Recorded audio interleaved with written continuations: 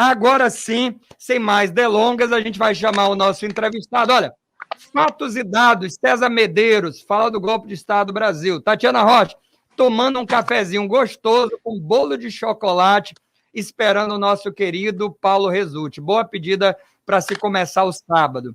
Curiosidades na veia, aqui que tem o Paulo Resulti, é aqui mesmo que tem. É aqui que tem história em debate, é aqui que tem história no rádio, é aqui que tem a história não contada, viu? Você fica ligado, pode assistir a gente pelo TV Timbira ou pode ouvir a gente sintonizando 1290 AM. E também tem o nosso stream, você vai lá na internet, coloca Rádio Timbira, você vai acessar a página e tem lá um player, ouça ao vivo, tá? Silvia Aguiar, chegando e esperando o Paulo o Resulti, né? Ah, cadê o Paulo? A Carolina de Mello chegou. Ele está aqui, pronto. Chegou. Paulo Resulti, meu querido, seja muito bem-vindo. Muito obrigado por ter aceito o convite. Muito obrigado por prestigiar a história, ocupando esse espaço numa rádio histórica. 80 anos, praticamente, completa esse ano, 80 anos de existência. E essa possibilidade da gente falar, ó, tá aqui do ladinho, ó. Mulheres do Brasil, eu acho que é um bom fio condutor para a gente falar de vários personagens que você fez a biografia. Bom dia, Paulo, seja bem-vindo. Obrigado, bom dia para todo mundo, obrigado pelo convite, Marcos, de participar aqui. É um prazer estar com você, com o Paulo, um prazer estar falando aí com o Maranhão e com uma galera aqui do YouTube que eu estou vendo. Opa, beleza. É um prazerzão. Paulo, esse livro aqui, ó, que você fez, eu li durante a semana, ele cita muitas mulheres que são lembradas e muitas mulheres que são esquecidas. Mesmo as que são lembradas, nem sempre são lembradas como deveriam. Uma história, como você diz, é ditada, né? A gente ainda conhece muito pouco sobre as mulheres do Brasil. A impressão que dá é essa, né? Quando a gente lê o livro, a gente conhece um pouco mais, mas a ideia que a gente tem é como se pôde ignorar essas mulheres, e a gente também pensa quantas mulheres estão aí ainda a ser lembradas, né? Precisam ser lembradas, né, Paulo? Tem uma epígrafe que eu coloquei no livro que eu acho que resume bem isso. A vida de uma mulher é feita de 3 vidas. Aquela que se diz que ela teve, aquela que ela bem poderia ter tido e aquela que ela teve de fato e não será conhecida jamais. Essa é o texto da Bernadette Lira, que ela escreveu a respeito de uma das mulheres que foram capitães generais do Brasil. Ela foi a cabeça de uma capitania hereditária, né? Aliás, as 3 que deram mais certo foram administrada por mulheres aqui no Brasil, que também é uma história que a gente não ouve falar na escola. E aí tem essa coisa de que, durante muitos anos, tanto o ensino da história, quanto a escrita da história, quanto o próprio papel da mulher dentro da sociedade patriarcal, é um local interno, então você não vai dar destaque para o que elas fizeram muito fora, né? Você tem uma ou outra que não tem como não falar, né? A Ana Jansen, aí no Maranhão, a Maria Quitéria, na independência da Bahia, e várias outras, né? E elas são bem pontuais, só que você começa a perceber, por exemplo, na Guerra do Paraguai. Essa semana eu fiz um post, você lembrou o post que eu fiz no meu Instagram sobre o Júlio Verne, né, e a jangada. Eu fiz um outro falando sobre a Maria Curupaiti, que ela era uma mulher que lutou na Guerra do Paraguai. Você, lendo as memórias dos generais, das pessoas que participaram da Guerra do Paraguai, você vê muitas mulheres que eram chamadas vivandeiras, que elas seguiam os seus maridos, seus irmãos, seus pais para a guerra. Por quê? Porque elas iam morrer de fome se elas não fizessem isso, porque elas tinham que ter algum meio de sustento, então elas iam junto com esses homens para o campo de batalha, para conseguir comer, para conseguir viver. e muitas vezes elas acabaram pegando em armas. Isso é uma coisa que é completamente esquecido, né? Eu trago a imagem de algumas delas, outras você não tem nem o sobrenome, por exemplo, a Florisbela e outras, você sabe que existiu, mas elas foram completamente esquecidas nessa parte da nossa história. E se a gente volta mais ainda na história do Brasil, Paulo, a gente volta na questão das indígenas, né? Eu achei muito interessante como é que você coloca, na verdade, você coloca assim, como você aborda no livro a forma de como os cronistas relatam os indígenas, né? Quer dizer, a sociedade indígena, o papel que a mulher tinha e como essa mulher, os índios foram violentados, mas como a mulher indígena principalmente foi violentada, né? E aí tem uma cena que você descreve quando os indígenas vão para a França e é feito todo um teatro, uma festa para o rei francês, e prostitutas são chamadas para encenar mulheres indígenas. E parece que essa relação de mulheres indígenas, mulheres e prostitutas, ela vai caminhar muito junta por um bom tempo aqui no Brasil, né? Por causa do corpo nu, né? Porque quem que poderia ter, quem teria, não teria pudor de se apresentar com o corpo nu para representar uma índia? Teria que ser uma prostituta. Né? A chamada de mulher direita nunca faria uma coisa dessa. E até bem pouco tempo atrás, a profissão de atriz era, era semelhante, em alguns casos, era comparável com o papel de uma prostituta. Né? Então você vê que essa questão do corpo feminino ele desnuda um tabu, né? Ele já estabelece o que você é pelo que você faz com o seu próprio corpo. E aí o homem perdendo esse controle, mas ao mesmo tempo querendo usufruir desse corpo, né? É uma coisa meio, é uma esquizofrenia, né? É uma dicotomia.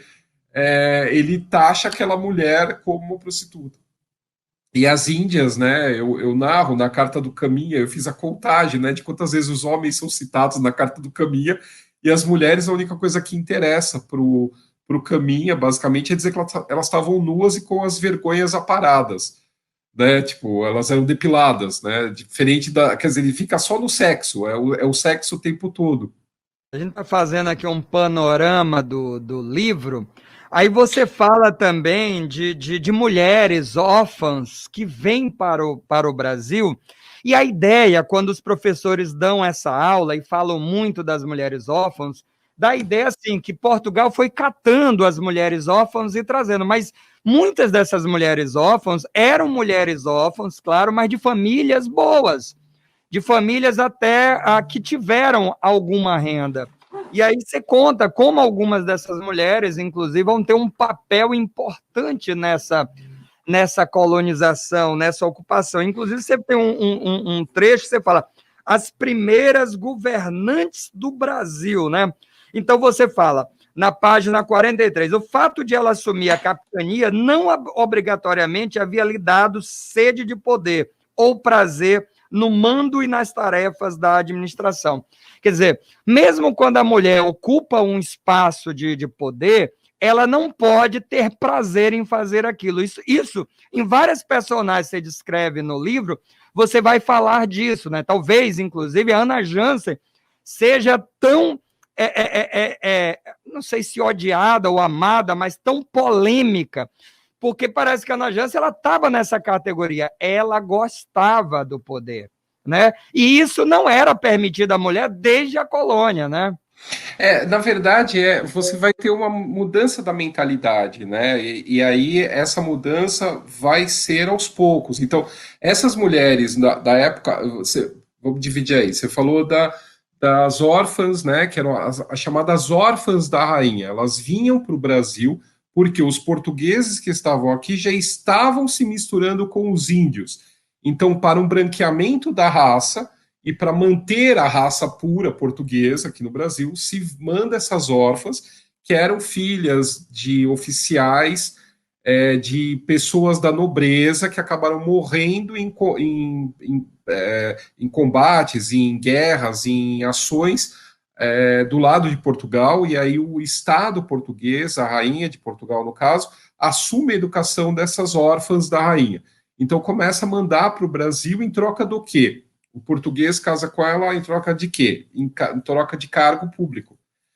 Porque muitos deles não podiam trabalhar, porque tinha questão, né? Para você ser nobre, você não pode exercer ofícios manuais. Então você ganhava, para você continuar nobre, então você casava com uma órfã da rainha que você já ganhava aí um status, um cargo público onde você não precisava efetivamente exercer habilidades manuais. Então isso mantinha a tua nobreza, ao mesmo tempo mantinha uma relação de que teus filhos continuariam nobres, seriam brancos, etc. Com algumas dessas mulheres, algumas outras mulheres que vieram, essas já vieram com pessoas que assumiam capitanias, as capitanias hereditárias, muitas vezes elas ficam viúvas, e elas são obrigadas a exercer um papel de mando, né, no caso. Mas a mentalidade delas era a mentalidade da época. Então, muitas delas só queriam aquilo que estava estabelecido pela sociedade que elas deveriam ser. Elas não queriam mais do que aquilo, elas achavam tudo aquilo um fardo. Aí, só que isso a gente está falando de 1500, 1600, já em 1800, né, Ana Jansen é de 1787, ela vai morrer em 1869, se eu não me engano. Já é outra, e ela já é meio que uma sobrevivente. Eu comparo ela meio com a Marquesa de Santos, porque ela já veio de uma família que teve dinheiro, eles vão falir com uma madeireira, aí ela vai ter um filho, com mãe solteira, ela vai ter a primeira criança, aí já vai ficar mal falada de qualquer jeito, aí vai virar amante, ela já tá mal falada, porque ela já, né, então a vida vai dando oportunidades e ela vai seguindo, né, então ela é meio que uma sobrevivente nesse caso, e ela faz muito para uma mulher na época. E aí, claro, que ela vai ser mal falada quando? Quando ela vai se meter com o Partido Liberal. Quando ela vira uma mulher pública, né? Porque aí tem aquela questão do que é público, né? O homem público é o homem libado, a mulher pública não presta. Porque o lugar da mulher é fechar dentro de casa, não é fazendo política, né? Na mentalidade, eu tô falando da mentalidade do 19, quer dizer, muita gente ainda carrega essa mentalidade hoje em dia, né? Que mulher não você faz uma citação no livro que é o seguinte: a mulher precisa ser piedosa ou escandalosa para poder existir na história, que é a Michelle Perrault. Michelle Perrault. Coloca, né, a citação dela, que é bem isso que você está falando agora, né? Sim. Essa questão da mulher na política é tão forte que eu levantei isso na época, agora não vou lembrar. Mas, assim, não faz muitos anos que existe banheiro feminino dentro do Congresso. Porque a mulher nem podia, a mulher já deputada, senadora, não tinha onde ir no banheiro. Ela tinha que ir na cafeteria, não lembro agora se é na Câmara dos Deputados ou no Senado. Então, quer dizer, sabe, nem o espaço da política está preparado para receber a mulher. Então, isso ainda permanece, né? Há pouco tempo isso que muda. Mas a mentalidade ainda continua conservadora em muitos aspectos. Você sabe, Paulo, você está lembrando a questão era no Senado, e até porque o Senado demorou muito mais anos do que na Câmara. Para ter uma mulher. Mas só uma curiosidade, você sabe que quando eu fui criança, eu sou de Brasília, mas criado aqui em São Luís, a minha avó, e aí eu morei um tempo em frente, de frente, como a gente fala, o cemitério do Gavião, onde você começa a contar a história da Ana Jansen. Então eu cresci com essa história. Você viu a carruagem? A carruagem da Ana Jansen. E lembro, quando criança, fui comprar pão, eu sempre acordei cedinho e fui comprar pão, e encontrei um pacote de pão numa encruzilhada com vela. Muito provavelmente era de um despacho normal. Mas eu lembro de ter chegado na casa da minha avó muito feliz com aquele pacote de pão. Eu acho, pô, tá fechado, o saco tá fechado. Dei sorte, achei um pacote de pão. E minha avó ficou brava, brigou, meu filho, larga isso, que isso é coisa de Ana Jansen. Foi o primeiro contato que eu tive, ali aos 10, 9 anos mais ou menos, com a história da Ana Jansen. Isso morando de frente ao cemitério. Aí depois aquilo marcado na minha memória, aí que eu fui ouvir os relatos, que de madrugada ela passava, e parará. Mas o fato é que você quer chamar a atenção dos alunos, ou numa roda de conversa, quer falar de um personagem histórico que causa alvoroço, é a Ana Jansen. Mas ainda assim, e aqui a gente conheceu a bisavó dela, também já falecida, Terezinha Jansen, era uma folclorista, morava aqui na Rua do Comércio, na Rua Grande, ligada a festas populares, Bumba Meu Boi. A foto das duas, existe uma imagem, inclusive, da Ana Jansen, que ela não... É muito polêmica se essa imagem realmente é dela. Há aqui no Maranhão uma discussão se essa imagem tradicional que circula seria de fato da Ana Jansen. Tem uma dúvida, né? Assim como tem uma igreja onde está enterrada uma das filhas dela e que o pessoal coloca como a Ana Jansen, porque ela foi enterrada num local que depois, esse cemitério ele não existe mais, ele depois virou um campo de futebol, depois hoje é uma igreja evangélica e o Ministério da Fazenda foi construído em cima. Então, o que eu quero dizer é que mesmo a Ana Jansen, que é esse personagem, talvez um dos mais conhecidos, né, no Maranhão, enquanto personagem histórico, essa mulher, ainda assim ela não tem estudos à altura, vamos dizer assim. Ela ainda não é dissecada historicamente, é publicizada da maneira que poderia ser. Existe um conhecimento, mas ao mesmo tempo um interesse, mas do ponto de vista historiográfico, ainda há muito pouco. Isso revela muito sobre a nossa sociedade, né, Paulo? Sim, você tem as próprias mulheres, no caso dela, eu não sei, mas assim, a própria mulher, durante muito tempo, ela omite a própria história. É mais difícil você ter mulheres, pelo menos no Brasil, tá? Isso especificamente para o Brasil, é difícil você ter diários. E quando você tem diários, eles são mais relatoriais, quase uma coisa meio automática. Fiz isso, fiz aquilo, saí, hoje jantei. Isso eu estou falando com a minha experiência com personagens históricos do Brasil. Então, assim, se você pega, por exemplo, se você confronta o diário do Dom Pedro II com o diário da Imperatriz Teresa Cristina, esposa dele, o da Teresa Cristina é um relato, assim, de hora a hora, dia a dia. Ah, comi tal coisa, fui em tal lugar. Não há uma... Parece que ela não quis guardar, ela não guarda para ninguém as reflexões dela.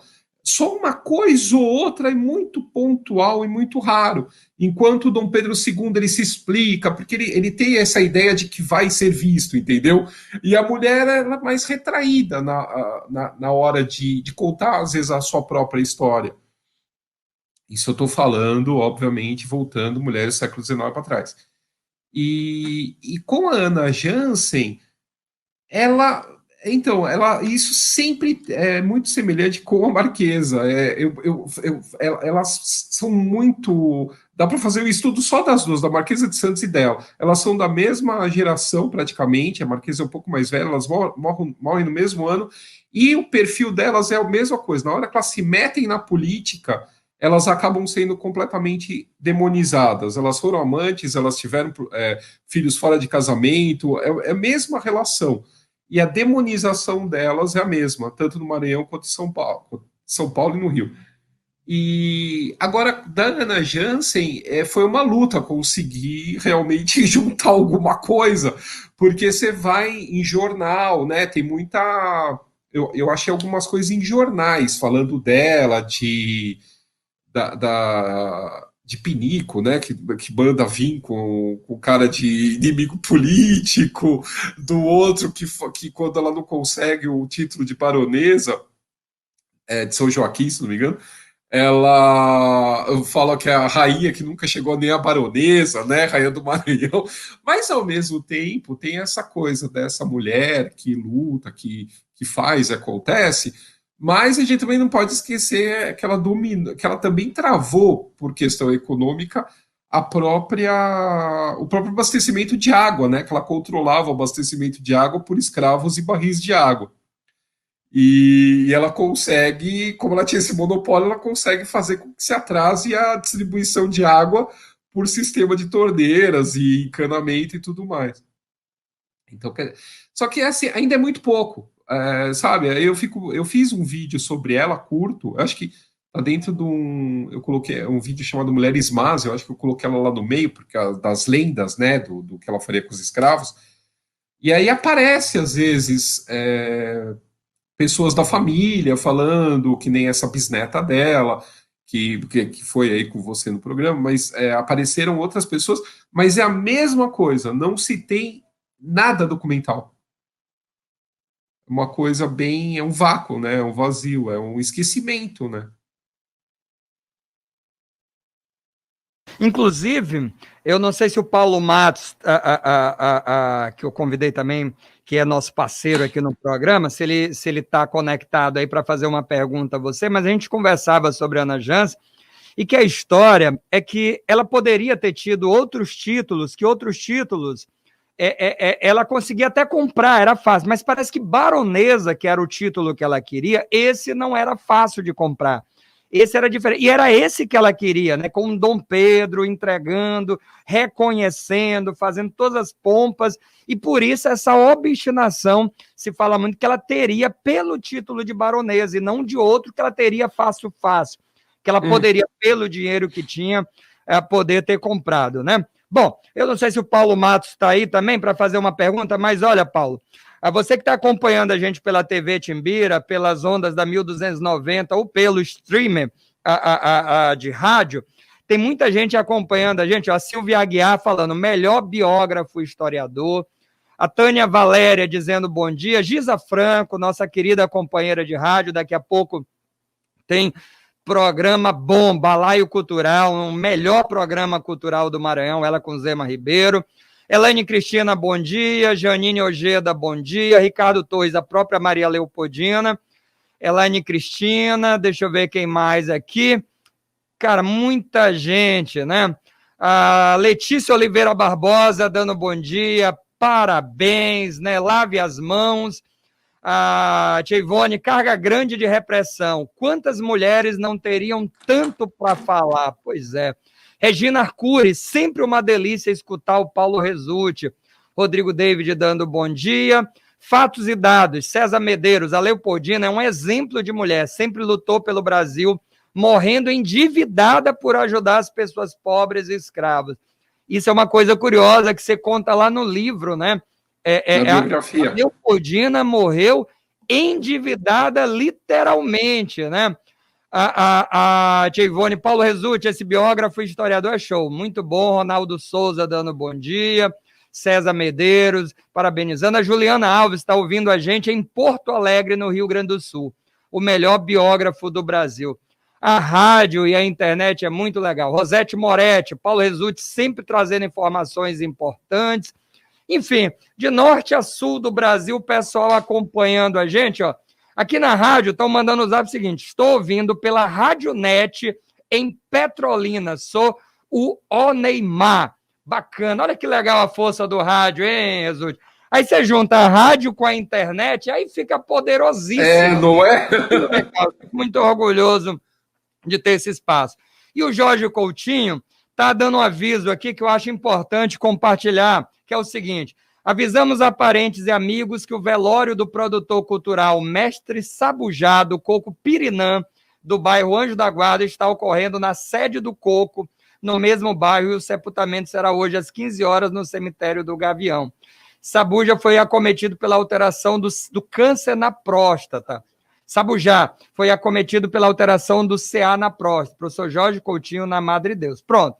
Então, não é Covid, não pode ter aglomeração, deve estar sendo organizada alguma forma de despedida e homenagem, mas a informação do professor Jorge Coutinho aí, da Madre Deus. Rádio tem disso, viu? Serviço de utilidade pública, ouviu, Paulo? É importante, ouviu? O Ricardo Torres dizendo o seguinte, já vi que vou ter muito conteúdo para contar para os meus futuros alunos. Parabéns, professor, e ao Paulo, né? Fatos e dados, César Medeiros, direto do Rio de Janeiro, acompanhando a gente. Eu acho muito bacana. Eu acho muito legal essa coisa do rádio. É muito interessante mesmo. Ô, Paulo, para a gente seguir a conversa, eu acho que você ia comentar alguma coisa em cima dos comentários que eu acho que era a Leopoldina. Mas antes, é só colocar aqui uma coisa que você coloca no livro, que é a questão das ordenações filipinas, que é uma espécie de código penal vigente na época colonial. Diz o seguinte: achando o homem casado sua mulher em adultério, listamente poderá matar assim a ela. Como o adúltero, salvo se o marido for peão, e o adúltero fidalgo, ou nosso desembargador, ou pessoa da maior qualidade, né? Engraçado que diz duas informações: a repressão à mulher, com o homem com direito de morte, direito de o que ela vai estudar, o que ela vai aprender, o que ela deve dizer, como ela deve se comportar, mas também, na essência disso, tem aquela coisa do você sabe com quem você está falando? Eu não sou, né? Isso vem numa origem. Punir o e, ao abaixo. mesmo tempo, a gente vai percebendo, ao longo do tempo, como a mulher ela vai, com muita dificuldade, e continua acontecendo, lutando por esse espaço de fala que, historicamente, lhe foi tomado, né? Quer dizer, é uma coisa, aí o pessoal fala assim, não, porque o mundo está mudando, o mundo está mudado, o mundo está... Mas, olha, é um processo muito lento, porque, historicamente, são anos de conduta legal. Quando eu estou dizendo legal, não é bacana. Legal do ponto de vista de lei, de ordem. Né? Mulher não poder estudar, o que ela ia estudar, não ia à escola. A gente vai vendo como isso progressivamente vai mudando, né, Paulo? Sim. Mudando, mas o duro é que, assim, às vezes você muda a legislação, mas a mentalidade faz com que essa parte aí, esse artigo do Código Filipino, seja ainda usado no século XX. Você tem ainda essa questão de legítima defesa da honra, né? A fonte é essa, a fonte da legítima defesa da honra é a honra de quem? Do macho corneado, né? Então o macho corneado ele tem direito de matar, prender, arrebentar, ferir o ego da criatura, né? Eu acho que o ego mais frágil é o masculino, não é possível. Então, ferir o ego do macho, ele pode matar a mulher, né? Então, e pode matar o amante da mulher, mas desde que, como está no Código Filipino, esteja numa condição abaixo da dele, né? Ele não pode matar um nobre, se ele for um peão, né? Então, é essa questão do... Você sabe que você está falando, né? Recentemente, a gente teve o cara que se fazia passar por juiz no Rio de Janeiro, que tem toda a carteirada para a mulher tomar vacina, porque a mulher não se adaptava à máscara. Mas não estava na época dela tomar vacina, ela não estava na faixa etária. Então a gente vê essa coisa da carteirada desde a época do Código Filipino até hoje. Pois é. E aí, quando a gente vê aqui, eu achei fantástico, até postei no meu Instagram, divulgando a nossa conversa, quando você fala da educação das mulheres, aí você cita dois ditos populares.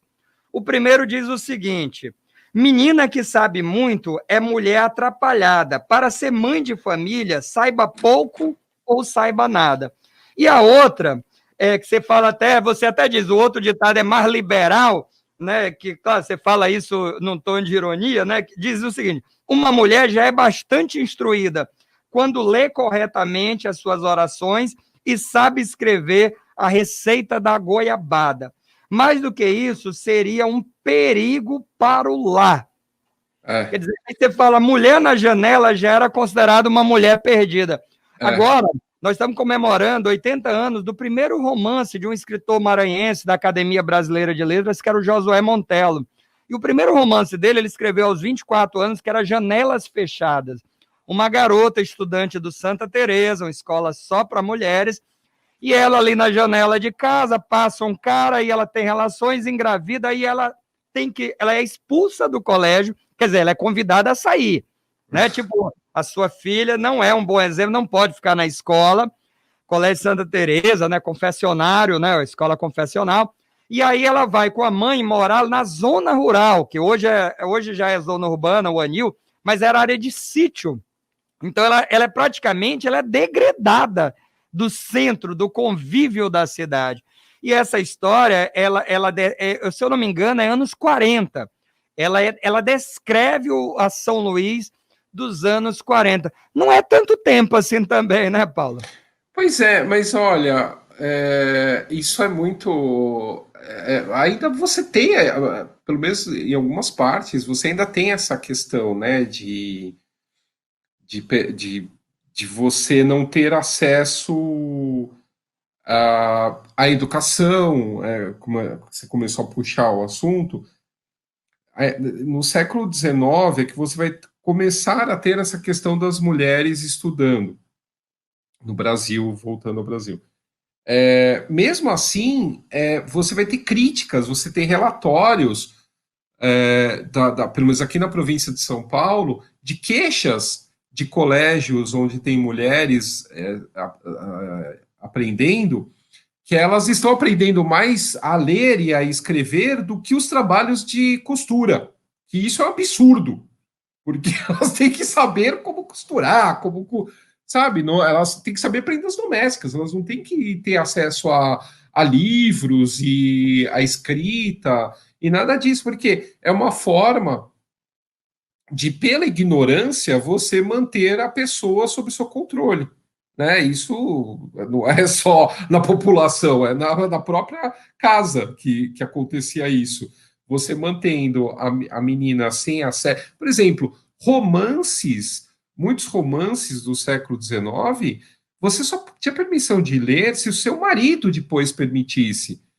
Muitas mulheres, muitas moças, elas eram completamente alienadas, elas tinham um filtro do que podia ser lido e o que não podia ser lido.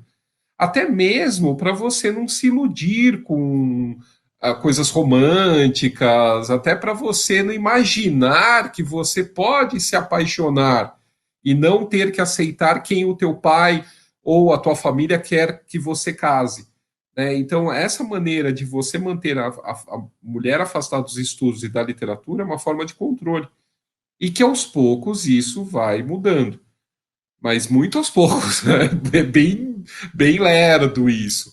E a questão do público, né? Você não podia sair, a mulher não podia ficar na janela, né? Eram as janeleiras, né? A mulher de janela já era uma mulher perdida, né? Porque ela tinha acesso ao mundo externo, né? Ela via o que acontecia fora da janela dela, sendo que ela tinha que ficar recolhida para o ambiente interno e só ter acesso por filtro do que acontecia lá fora. Então, quer dizer, é sempre uma maneira de controlar essa mulher, né? Sempre uma maneira de manter essa mulher dentro dessa estrutura patriarcal controlada pelos homens.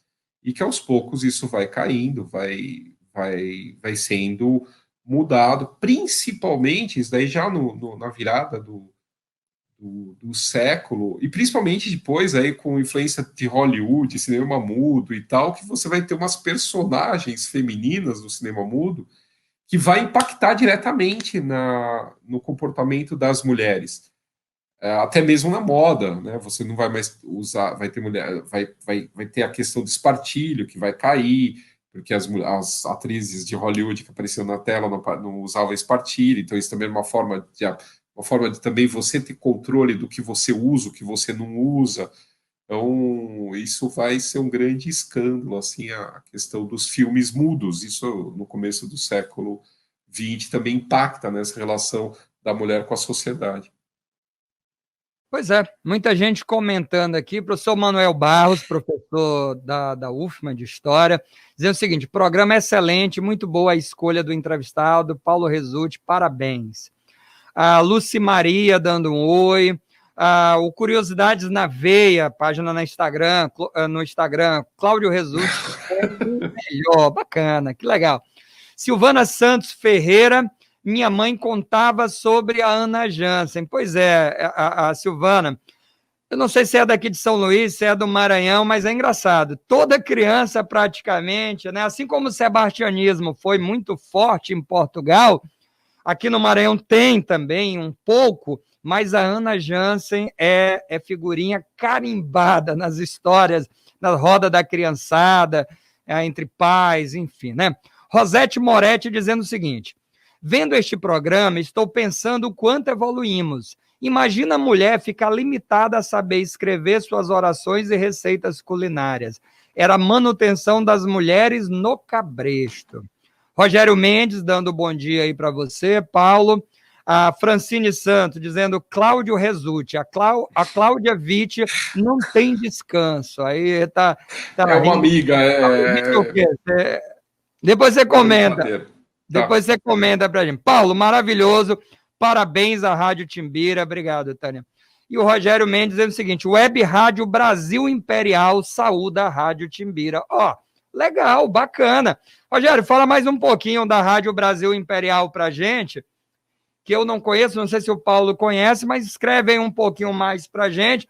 O Raimundo Pinto está ouvindo a gente lá em Brejo, que legal. Brejo é um município do Baixo Parnaíba aqui, Paulo. O Felipe Ângelo também dizendo parabéns pelo rico programa. Felipe Ângelo ouvindo a gente em Viana, uma cidade da Baixada Maranhense que tem azulejos portugueses e que tem esse nome por conta da cidade de Viana, lá em Portugal. Eu tive lá. Eu só não lembro agora se é Viana del Mar ou Viana del Castelo. Eu passei por lá, estou na dúvida dessa cidade, mas é por isso que a cidade de Viana aqui se chama Viana. Assim como a gente tem Cantanhede, que é uma cidade portuguesa, é município aqui do Maranhão. São as cidades, tem Passo do Lumiar, que o nativo é luminense, em homenagem ao Passo, né? Lá português também. Bom, Paulo Henrique Matos, gostaria que Paulo fizesse um paralelo entre Domitília e Manuela Saém, companheira do Simão Bolivar. Ambas tiveram protagonismo e influência na libertação da América. O Paulo Henrique Matos é que está com problema aqui na conexão com a gente. Bom, Paulo Henrique, se você conseguir a conexão aí para fazer a pergunta, mas já, vamos ver se a gente consegue com você aí. Como é que está a tua conexão aí, Paulo Matos? Jailton Sodré dando bom dia. O Felipe está dizendo que é Viana do Castelo, em Portugal. Eu estou na dúvida. É Viana do Castelo. Lá, inclusive, passei por essa cidade, aí fiquei na dúvida do nome da cidade, né? Bom, a Gisele Vasconcelos, que é atriz, está dizendo o seguinte: escutando aqui o programa da Rádio Timbira sobre as mulheres, muito bom. Dialoga com nossa pesquisa sobre as mulheres artistas do início do século para a montagem de A Vagabunda, um espetáculo aí muito bacana que a Gisele Vasconcelos está fazendo. Ângela Márcia dos Santos, bom dia, vendo no YouTube daqui do Rio de Janeiro, acompanho sempre o Paulo, ótima entrevista. Manuelzinho Barros, a Ana Jansen forneceu muitos paneiros de farinha e de arroz buscando o objetivo de conquistar um título de nobreza para si ou para seu filho. No livro você fala também cita a Adelina Charuteira, que aqui em São Luís pouca gente conhece a história dela. Aqui o Diretório Acadêmico de História na Universidade Federal do Maranhão leva o nome da Adelina Charuteira, mas é estudante de História. A população, em geral, conhece muito pouco, né? Essa história. Cláudia, Raquel Silva Faria. Cláudia é uma parceira do canal do Paulo e é comum trocar os nomes e sobrenomes. Ela está explicando lá. É isso que eu ia falar. Bom, Paulo, se você quiser comentar aí, e tem a pergunta que o Paulo Matos também fez para você.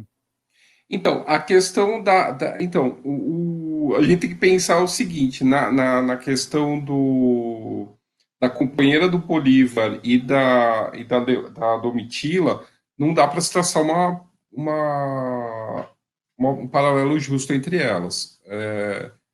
O que daria, talvez, para fazer seria um paralelo entre a influência da companheira do Bolívar com a Leopoldina, né, a esposa do Dom Pedro I, que essa sim teve um papel preponderante na questão da independência do Brasil. Né? No meu livro sobre ela, Leopoldina, a História Não Contada, eu narro essa questão toda que ela trabalha nos bastidores, em pró ao Fico, né, ao Dom Pedro ficar no Brasil, o que as pessoas, ela trabalha junto com o secretário dela, intermediando, assim, negociando com o marido e com o partido não independentista, mas autonomista no início, deveriam deixar o marido fazer para ele concordar e ficar no Brasil, ele escolher os ministros e tal. Então você vê todo um trabalho de bastidor da Leopoldina em prol à independência. A Domitila vem num segundo momento, e aí dá para traçar algumas coisas da influência dela na questão do Tratado da Independência, mas isso lá para 25. Né? Em 22, 21, 22, quem está junto com Dom Pedro, né, no início do processo, é, sem dúvida nenhuma, a Leopoldina. A Domitila está lá nas vésperas do 7 de setembro aqui em São Paulo, quando eles se conhecem, então ela entra na história bem depois, quem está acompanhando desde o começo é a Leopoldina. Eu atropelei uma questão que o Marcos tinha levantado, que era que ela morreu endividada, né? E realmente foi isso, porque você não tinha, entre as obrigações da mulher que tinha um status elevado, era ajudar os mais pobres, os necessitados, e isso era elevado à enésima potência, no caso, uma imperatriz do Brasil, né? Lembrando que você não tinha um sistema de aposentadoria, você não tinha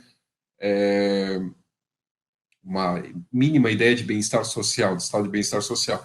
Então, quem tentava ajudar de alguma maneira eram pessoas de posses. E era esperado, né, que viesse a maior parte disso tudo de uma imperatriz. Só que a Leopoldina não tinha dinheiro. Né? O dote dela nunca foi pago direito, que o contrato dela de casamento foi feito com o Estado português. Você entra no meio da independência, então você não tem mais o Estado português, não tem que pagar mais nada para uma mulher que era para ser rainha de Portugal e acaba virando imperatriz do Brasil. Então ela, sem dinheiro, acabava pegando empréstimo em cima de empréstimo para pagar empréstimo e juros que não acabavam nunca. E aí, quando na verdade ela ia receber alguma coisa do Congresso, ia começar a receber uma dotação, ela morre. Né? Então, ela efetivamente ela morre cheia de dívidas. Depois, o próprio Congresso acaba assumindo e acaba saldando as dívidas dela. Pois é, olha, mais participações aqui, o Manuelzinho Barros, professor, uma mulher de muita relevância no século XIX foi a Emília Branco, mãe dos irmãos Azevedo, né, o Arthur Azevedo e a Luísa Azevedo, maranhenses, né, ambos fizeram carreira no Rio de Janeiro, a Luísa Azevedo, inclusive, é autor de O Mulato, né, e Arthur de várias crônicas, vários textos teatrais, né, enfim, a Gleice Corradini, psicóloga, dizendo o seguinte: oi, pessoal, bom dia, super resulte. Bacana, rapaz, olha aí, super resulte, tá? Bom, o resulte, a gente já está chegando à reta final, eu não queria que acabasse nunca, mas eu separei um trecho para a gente falar mais da atualidade agora, que é o seguinte: Heroínas da Pátria, na página 95 do livro, você cita 6 mulheres estão no hall de nossa nação, né? No meio de vários homens, 6 mulheres. A Zuzu Ângel, né? Jovita Feitosa, Clara Camarão, Bárbara de Alencar, Anita Garibaldi e Ana Nery. Quer dizer, cerca de 16% em relação aos mais de 40 homens lá inscritos, né? Enfim, falta muito, né, Paulo? Indiscutivelmente falta muito mesmo, né? E não falta então, as mulheres fazerem, falta nós. Mas assim, esse livro. Elas já fizeram, né? Esse livro eu lancei em 2018. De lá para cá já teve atualização esse livro e já entrou mais mulheres. Mas a proporção ainda continua baixa, né? Tem muita gente que não entrou. Uma das pessoas que não entra de jeito nenhum, que é uma coisa enlouquecedora, é sempre tentado, mas eu acho que ainda não conseguiram colocar ela, é a Princesa Isabel, por exemplo. Várias mulheres. A Princesa Isabel é só um dos exemplos.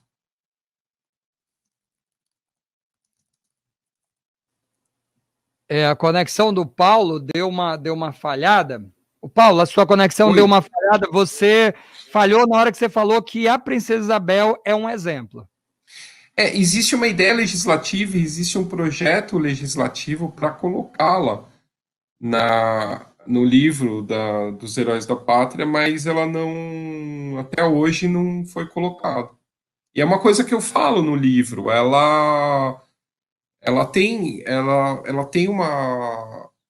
Ela foi a primeira mulher que governou o Brasil, né, literalmente. Você tem a avó dela, que vai, a avó, a Imperatriz Leopoldina, que é a primeira mulher como regente, né, quando o Dom Pedro vem para São Paulo, ela assume o governo brasileiro, e depois a Princesa Isabel assume o governo brasileiro em 3 regências distintas.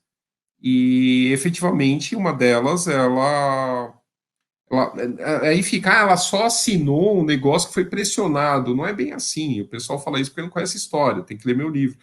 Eu mostro que ela sabia como fazer, ela consegue que o primeiro-ministro caia, e ela nomeia o João Alfredo. Ela não espera o ministro demissionário, que tinha maioria na Assembleia, indicar o seu substituto, porque ela sabia que esse substituto era escravagista, e ela queria que fosse passada a lei, então ela coloca rapidamente o João Alfredo, que conseguiu montar uma maioria e passar em tempo recorde a lei da libertação dos escravos. Então, assim, é uma mulher que politicamente engajada, que sabia exercer o controle político dentro do parlamento e que faz passar a lei, né? Então, eu acho isso muito interessante. E é uma coisa que ninguém não se olha a essa questão, de novo, minimizando sempre o papel da mulher, né? Então, a gente tem, quando eu falo de outras, também tem sempre essa questão. O discurso é sempre o mesmo. Quando você tem uma mulher no poder, na verdade, não é ela que está no poder, é um homem por detrás dela. Isso a gente viu recentemente na nossa história, mas é um discurso já machista muito anterior. Na época da Princesa Isabel, você já tinha isso. Era o Conde D, o marido dela, que estava pressionando, que estava manipulando ela. Tanto que ela não consegue nem ser direito de senadora. Pela Constituição, ela tinha que ser senadora, e o Senado queria colocar o marido dela como senador. Porque o lugar da mulher não era na política. A mulher ia ser, tipo, imperatriz do Brasil, né? Era previsto ela ser imperatriz do Brasil, mas ela não podia ser senadora, o que estava na Constituição. Então, eu acho que ela foi uma mulher que sofreu bastante, que deveria estar no livro dos Heróis da Pátria. Pois é, inclusive, para a gente fechar, tem um panfleto que você reproduz na página 155 do livro, que é uma fala que é o seguinte: o movimento republicano, temendo um terceiro reinado no Brasil, utilizava-se do discurso patriarcal e atacava constantemente o marido da princesa Isabel, o Conde Deu, enquanto taxava a princesa de doida por querer reinar. E no texto ele fala o seguinte: já chegou de sua viagem a São Paulo o tenente de Marrocos, o arredentário de cortiços, o senhor Conde Deu. Este indivíduo, odiado por todos os bons patriotas, ainda agora, em Santos, deu provas de déspota, dando ordens por telegramas ao ministro do Império. Fluminenses, alerta, preparai-vos para a luta que é breve, porque a doida Isabel quer reinar. Né? Enfim, doida Isabel. Ela né? é doida, ela é histérica. A mulher que governa é doida. Quer dizer, isso já vem do século XIX, né? E é velha, também tem isso. Ela é velha, ela não pode brincar o carnaval, porque ela não se dá o respeito. Assim, sabe? Você pega, eu faço um paralelo entre ela e a ex-presidente Dilma, o discurso é o mesmo. Ataca o corpo, ataca, a mulher é histérica, tem um homem por detrás dela mandando nela, porque ela não tem capacidade de fazer nada sozinha, ela precisa do homem sempre. O discurso é o mesmo. Sendo que, assim, elas nasceram 100 anos de diferença. É muito engraçado isso também. Mas o discurso das duas é o mesmo. Assim, a forma de ataque da imprensa e das pessoas que são contrárias ao governo é a mesma coisa. Pois é, olha, o Jailton Sodré dizendo o seguinte: olá, gostaria de saber em qual estado fizeram os primeiros movimentos da independência do Brasil. A Rosete, parabéns pelo programa trazido pela Rádio Timbira, que estou conhecendo graças à internet e YouTube. Sou de São Paulo e acompanho as lives e entrevistas do Paulo Resulti com muitas informações. Eu até falei para o Paulo que essa rádio aqui, além de muito antiga, vai completar 80 anos, o Ferreira Goulart teve aqui, meu amigo. Então não é brincadeira, esse microfone aqui, ó, é de respeito. Tem pressão, né? É pesado o negócio aqui. Isso só para citar um, que é o Ferreira Goulart, dos vários nomes que passaram aqui. A rádio tem ligação com a Assis Chateaubriand, né? Ele fundou várias rádios, Tabajara, Timbira, rádios com nomes indígenas espalhados pelo Brasil, né? Enfim. Bom, o Alex, o programa não deveria acabar nunca. Todo entrevistador do Paulo fala isso. Coincidência? Nenhuma coincidência, nenhuma. Gabriel de Carvalho diz que está acompanhando. A Gleice Corradini dizendo o seguinte: no canal do Paulo encontramos dezenas de vídeos incríveis sobre história. Podemos ver e rever e aí então não acaba nunca. Bom, verdade. Paulo, aproveita e convida as pessoas aí para acompanhar onde é que eles acompanham o teu trabalho. Porque, por exemplo, ó, tem gente perguntando aqui no nosso zap da rádio, Ruth Nalva, que livro ele escreveu, que ela chegou agora, e onde é que ela acha, se tem na Amazon para comprar. Ó, quem está assistindo, a gente está falando muito do Mulheres do Brasil, a História Não Contada, mas esse é um dos vários livros. Eu escolhi ele porque ele tem o livro sobre o Dom Pedro I, a biografia, né, História Não Contada, a Maria Leopoldina, ele tem sobre a Domitília. Isso. Então, ó, tá aí, ó, os livros, ó, ele está mostrando aí, ó, pela editora Leia, esses.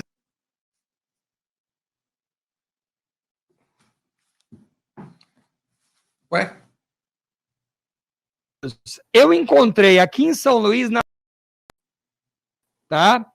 Aqui em São Luís eu encontrei na Livraria Leitura, tem no Shops, você pode comprar, mas pela internet também acho. Então eu queria que o Paulo, ele falasse dos livros dele, como é que encontra, onde estão à venda, do canal dele, e ele tem umas coisas legais também, rola umas canequinhas, tem umas coisas bacanas aí.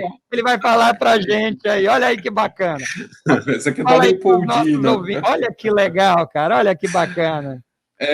Fala pra gente aí, Paulo, onde é que a gente acompanha o teu trabalho?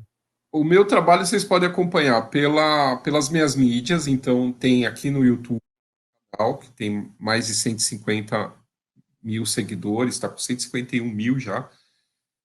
Também tem o meu Instagram, né, e o Facebook, Twitter, etc. No YouTube, toda semana tem um vídeo novo, às 8h30 da noite. A temática, geralmente, é a história do Brasil, assim, 90% é a história do Brasil, de vários períodos. E meus livros, né? Meus livros vocês encontram em todas as boas livrarias, tem na Leitura, tem na Amazon, tem vários canais, tem Casas Bahia, tem todo lugar vendendo. Agora, caneca, bolsa, essas coisas, aí é na livraria, na livraria da editora, que é a Casa dos Mundos. Dependendo de onde a pessoa está, sai um pouco mais caro o frete, né? Porque eles partem de São Paulo, a distribuição ainda gera em São Paulo. Mas normalmente, assim, quando que é aniversário do Maranhão? A Fundação de São Luís, ela é 8 de setembro, é o comemorado aniversário da Fundação de 1912, da cidade de São Luís. Porque, assim, quando tem aniversário das capitais, em algumas cidades, eles dão frete grátis. Então, aí dá para aproveitar em setembro, comprar com frete grátis na Casa dos Mundos. É www.casadosmundos.com.br. Vale bem a pena, porque como é a loja da editora, sai mais em conta os livros. Mas também, às vezes, tem promoção na Amazon, na Leitura, em outros lugares. Então, não é difícil achar os meus livros, não. Pois é, só para fechar, o Paulo, de verdade, a gente vai somar forças na sua campanha lá do YouTube, que você tem um monte de seguidores, mas aí você falou lá, eu quero que você aproveite o espaço aqui para fazer a campanha. O YouTube ainda não te deu Assinatura verificada, cara? Não, o Instagram. Eu não consigo verificação no Instagram. E assim, já teve golpe, eu já tentei entrar em contato, já teve golpe envolvendo meu nome no Instagram de pessoas pessoas dizendo que tinham sido convidadas, que tinham recebido, por serem meus fãs, um convite para uma palestra minha. Imagina, no meio da pandemia. E aí tinha que pagar só o ingresso. Aí eu tentei entrar em contato do YouTube, não adiantou nada. Aí outro dia apareceu um perfil fake no meu Instagram também e não adiantou nada entrar em contato com eles. O YouTube é verificado, mas o Instagram não tem meio de ele verificar meu perfil. Você marcar um encontro no Tinder e aparecer a foto do Paulo Resulti. Não, não é o que vamos fazer a campanha, a hashtag Instagram verifica a conta do Paulo Resulti, viu? A Francine Santos está dizendo que todas as biografias são ótimas, cheias de detalhes, informações inéditas e leitura fácil, super recomendo, sem dúvida, né? A curiosidade na veia, Paulo ficou sozinho, kkkk, todos os livros são maravilhosos, muitas descobertas em cada página, a Gleice falando. A Tânia Valéria lembrando, sim, o preconceito perpétuo ainda da nossa discussão que a gente estava falando. Curiosidade na veia, não há jeito de explicar para as pessoas que ela não assinou só por pressão, que é aquela história tradicional que você fala nos livros, né?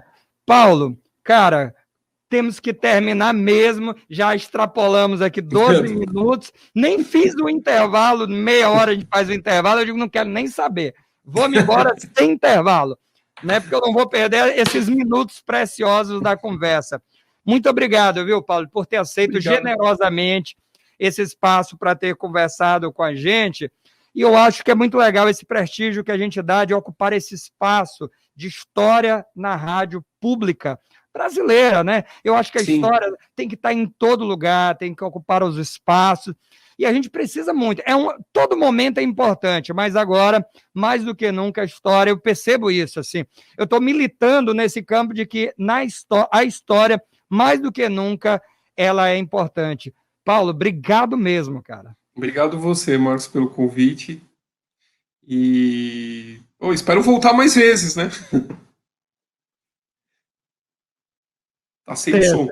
Com certeza você vai voltar aí mais vezes, porque a gente vai revisitando vários temas. Por isso que eu escolhi espertamente eu escolhi o Mulheres do Brasil para deixar panos para outras mangas. Você entendeu a minha? Entendi. Você entendeu a minha, né? Não, vamos deixar em aberto aí outros momentos e convidar também aos ouvintes, aos teus seguidores, aos teus fãs, que prestigiem também o programa todo sábado, 10 horas da manhã, tem entrevistado, a gente discute datas históricas, notícias históricas.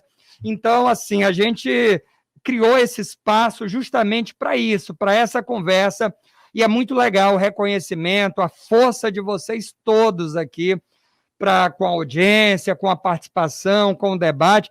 E é bem tradicional da rádio essa participação, a gente debater, a gente gosta muito, a gente lê as mensagens, a gente coloca o ouvinte aí, a voz do ouvinte, é muito legal. Florinês, História em Debate, parabéns, ela ouvindo a gente lá em Palmas, obrigado. Juliana Alves, sou super fã do Paulo Resulti, acompanho ele há anos pelo canal do YouTube, Instagram, ele é maravilhoso, quem ainda não conhece, vale muito a pena, uma leitura ótima e de fácil entendimento, exatamente.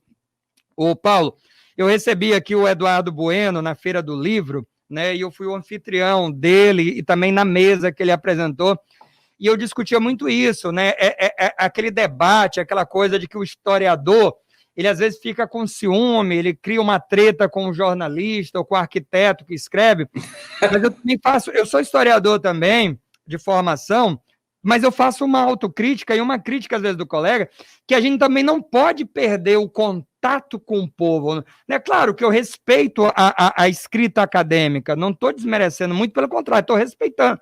Mas a gente também precisa da história, não é simplificada, mas é acessível à população, senão a gente nega para a população também o acesso à história. Então, esse equilíbrio é muito legal. Eu acho que o teu mérito nesse trabalho é total, e a gente respeita muito isso, né? Aí eu perguntei para o Eduardo Bueno, ele falou assim, olha, eu conversei com os principais historiadores que eu respeito. Todo mundo deu aval para os meus livros. Pronto, para mim é suficiente. Então, eu tenho o aval dos historiadores. E tem o aval do leitor, para mim está de bom tamanho. Eu faço o trabalho o melhor que eu posso, mas tento não ficar preso a essa coisa. Mas essa popularização da história é legal, cara. Eu acho bacana. Eu acho que levar as pessoas à leitura é um bom começo e um bom fio condutor, viu? Parabéns pelo teu trabalho, viu? Obrigado mesmo. Eu acho que a popularização da história... eu acho que eu estou com o Eduardo Bueno nesse quesito, porque no começo ninguém criticava, hoje já criticam mais. Então, eu estou incomodando de alguma maneira. Eu não queria incomodar ninguém, veja bem, eu só queria escrever sobre história de uma maneira acessível, respeitando esses personagens que muitas vezes eu vejo a pessoa da academia ou fora da academia interpretando com a cabeça de hoje, às vezes coisas que deveria estar pensando da maneira como que se pensava antigamente, mas o foco principal é isso, é popularizar a história e mostrar para a população brasileira, de uma forma geral, que a gente tem história, né? Que a gente não nasceu de chocadeira, né? A gente tem toda uma pré-história antes do hoje, e que ela tem que ser revista, revisitada, e tem que ser olhado os exemplos que nós tivemos e que são esquecidos, para a gente não ficar repetindo sempre os mesmos erros. Tem tanto erro novo para a gente fazer, a gente fica... Bom, temos que terminar, de fato, encerrar. Heraldo vai apresentar o programa agora, em seguida. Heraldo, 1000 perdões. Abusei, mas abusei mesmo do tempo, extrapolei, perdões. Mas, poxa, é o Paulo, cara, é o Paulo. Tá? Paulo, obrigado. Vocês todos que acompanharam a gente pela TV Timbira, pela Rádio Timbira, obrigado. Excelente final de semana, sem aglomerações, se cuida, se protege, porque a gente quer ler muitos livros, a gente quer conhecer muita coisa, então a gente precisa estar com saúde para ter essas felicidades, beleza? Obrigado, valeu, querido Paulo Matos, também com problema de conexão. Valeu, queridão. Até a próxima, sábado, 10 da manhã, encontro marcado e te garanto que vai ser muito bom. Até lá, tchau. Excelente final de semana, valeu mesmo. Tchau, tchau.